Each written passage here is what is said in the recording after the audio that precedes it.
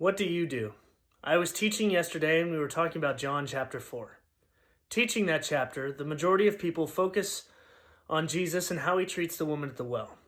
Jesus was traveling and being tired from his journey stopped at Jacob's well. And from the context of the next verses, we know that Jesus talks to a woman who has had many different husbands and is currently with a man who isn't her current husband. And he offers her eternal life. He treats her fantastically, even though she's an outsider because of her actions and a cultural foreigner because she's a Samaritan.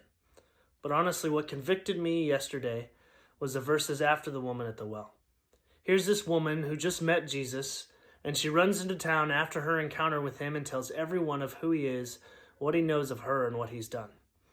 Meanwhile, his disciples are coming back, and they ask Jesus if he's eaten, to which Jesus rebukes them, telling them, "I have food to eat which you do not know about." Still, the disciples continue to fuss over Jesus, and so he starts again. And at this point, people are starting to come out of the town the woman had just ran into. Jesus turns to his disciples again and says, "Look, my food is to do the will of the Father." He's telling them it's the Father that decides when the harvest is. He says, "Raise your eyes, the fields are white for harvest. For one sows and another reaps. I sent you to reap that for which you have not labored. Others have labored, and you have come into that labor." I read this exchange to the class and felt convicted. And let me know if you can relate to this. I felt convicted because here's a dirty, unacceptable woman at the well telling everyone in the town about Jesus. And it seems to me the disciples, who have been with Jesus a long time, said nothing. I am so prone to say nothing, to be like the disciples in this scenario. I'll make judgments about people and who they are or how they might treat me if I were to talk about what I believe, about Jesus. And so I say nothing.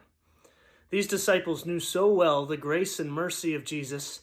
They followed him around as he did miracles, and yet it almost looks like they forgot because this woman who has just met Jesus is telling everyone, and they aren't. So here's the question.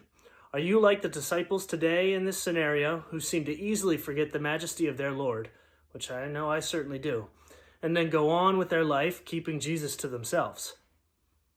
You know, if I don't remind myself about the grace of God to start my day, I end up living however I want until I hit a crisis, and then suddenly I run to him in prayer. Don't live like that. Don't be like me or like the disciples, and go storm the gates.